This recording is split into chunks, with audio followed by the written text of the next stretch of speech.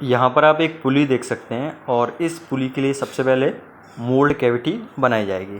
तो ये moulding boxes आप देख रहे हैं और ये आपका पैटर्न है और जनरली ये आपका एक रेजिन का पैटर्न है और ये मोल्डिंग बॉक्स है। मोल्डिंग बॉक्स में फिर इस तरह से आप ग्रीन सैंड फिल करते हैं। ये जो आप सैंड भर रहे हैं ये ग्रीन सैंड है। इसके अंदर बेसिकली मॉइस्चर होता है और मोलासेस होता है, तो उसको मिक्स करके एक ग्रीन सैंड बनाया जाता है। इससे पहले मैंने एक वीडियो बनाया है, उसमें बताया है किस तरह से ग्रीन सैंड तैयार किया जाता है मोलासेस और मॉइस्चर को मिक्स करके। ये रैमिंग हो रही है सैंड की और यहाँ पे रैमिंग इसलिए करते हैं जिससे इसके बीच में कोई पोरस जगह ना रहे और आपका मोल्ड बिल्कुल मजबूत बने, जिससे आपका जो सैंड है वो बेसिकली सॉलिड के फॉर्म जैसा बिहेव करे। और ये बाइंडर होता है, वो बाइंडर बेसिकली इनको पकड़ के रखता है, तो आपका जो सैंड मोल्ड है बिल्कुल सॉलिड फॉर्म में बनता है। देखिए बार बार रैमिंग करते हैं। अभी नई टेक्नोलॉजी के हिसाब से ये जो रैमिंग वाला पार्ट है ये बेसिकली हाइड्रोलिक प्रेस से भी करते हैं और ये पुराने टाइम पे या अभी भी जो छोटे मोटे सेटअप हैं उनमें इस तरह से पैर से इसकी सैंड की रैमिंग की जाती है। अब इसमें रैमिंग हो गया। अब इसमें जो एक्स्ट्रा सैंड है उस एक्स्ट्रा सैंड को इस तरह से रिमूव किया जाएगा, जिससे आपका जो लेवल हो जाए। और ये सब प्रोसेस अभी मैनुअल किया जा रहा है यहाँ पे। और यहाँ पे कंप्रेसर के पार्ट और आपका ये पुली वगैरह का कास्टिंग होता है। ये पार्टिंग सैंड देख रहे हैं आप। पार्टिंग सैंड बेसिकली इसलिए डालते हैं जिससे आपका जो ग्रीन सैंड है वो चिपके नहीं। आप देखिए इसको आप उल्टा कर दिया तो पार्टिंग सैंड डाल दिया, तो इससे क्या होगा, ये जो सैंड है वो ज़मीन से चिपकेगा नहीं। अब इसको उल्टा कर दिया। उल्टा करने के बाद आप देखेंगे यहाँ पर है ये वाला हिस्सा और इसमें 3-4 मोल्डिंग बॉक्सेस यूज़ हो रहे हैं। और बेसिकली मोल्डिंग बॉक्स के नाम कोप, ड्रैग और चीक होते हैं। और लेकिन इसमें चूँकि बड़ा आपका पैटर्न है तो इसके लिए आपका 2-3 से ज़्यादा मोल्डिंग बॉक्स यूज़ हो रहे हैं। यहाँ पर 4 मोल्डिंग बॉक्स या मोल्डिंग फ्लास्क बोलते हैं वो यूज़ हो रहे हैं। और इसके बाद यहाँ पे एक्स्ट्रा सैंड को रिमूव किया जा रहा है।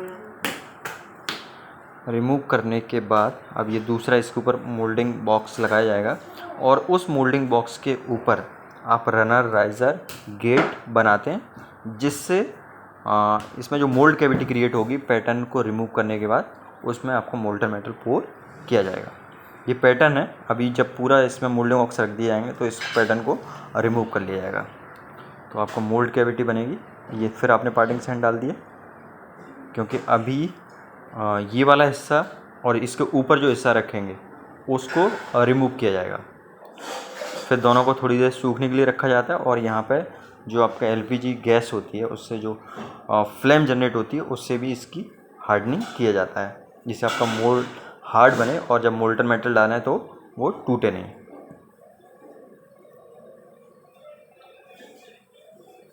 यहाँ पे पिन्स वगैरह होती हैं तो इनसे प्रॉपर अलाइनमेंट हो जाता है इनका। ये आप रनर और राइज़र लगाए जा रहे हैं। यहाँ पे रनर और राइज़र से बेसिकली इंश्योर होता है कि आपका मोल्ड पूरी तरह से भर गया है। और रनर राइज़र इसमें भी काम आते हैं जो श्रिंकेज होता है, तो श्रिंकेज से को कंपनसेट करने के लिए भी रनर राइज़र में जो मोल्टन मेटल भरा रहता है वो काम करता है। ये ग्रीन सैंड डॉट डाला जा रहा है। फिर ये रैमिंग कर रहे हैं यहाँ पे। इसको रैमर बोलते हैं जिससे आप रैमिंग कर रहे हैं। रैमिंग का सीधा सा मतलब है इसको बिल्कुल सॉलिडिफाई कर देना, बीच में जो पोरस है वो ना रहे।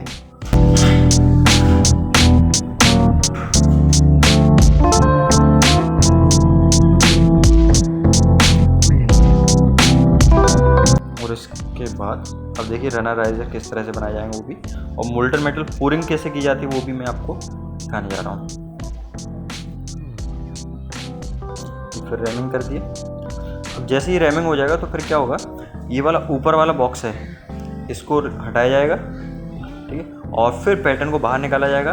बाहर निकालने के बाद इन दोनों ऊपर वाला बॉक्स और नीचे वाले इनको थोड़ी देर के लिए सूखने के लिए रहेंगे और फिर गैस से सुखाया जाएगा। फिर दोनों को ऊपर रख देंगे तो आपको मोल्ड कैविटी बन जाएगी एग्जैक्टली वैसी साइज़ की जिस साइज़ का आपका पैटर्न है। और फिर उसके बाद आप इसमें मोल्टन मेटल डाल देंगे। तो मोल्टन मेटल जब सॉलिडिफाई होगी तो पैटर्न का शेप ले लेगा।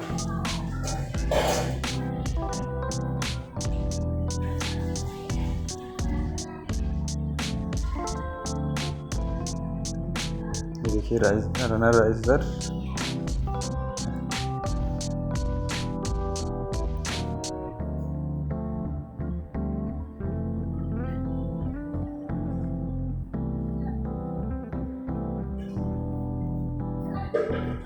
ये आपने इसको इस तरह से बना दिया है।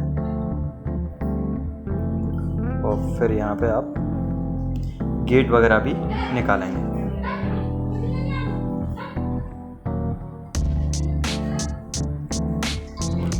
इसके बाद ये पूरा बन जाएगा। तो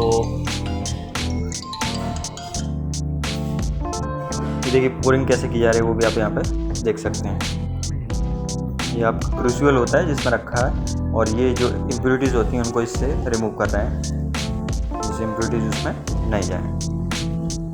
और 2 पीस में किस तरह से निकाल के रख दिया जाता है बाद में, जैसे अभी जो मोल्ड बनाया था उसको इस तरह से रख दिया जाता है। आप देख सकते हैं यहाँ पर राइट हैंड साइड में बहुत सारे रखे हुए हैं। फिर उसको दोबारा से एक के ऊपर एक रख दिया जाता है, फिर मोल्टन मेटल की पोरिंग करते हैं। ये देखिए यहाँ पे तैयार हो गया। अब इसमें से सैंड को रिमूव कर दिया जाएगा और उसी सैंड को छान के फिर दोबारा भी यूज़ कर लेते हैं।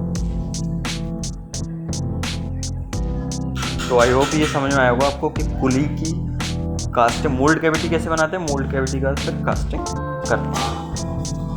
So thank you, please do subscribe.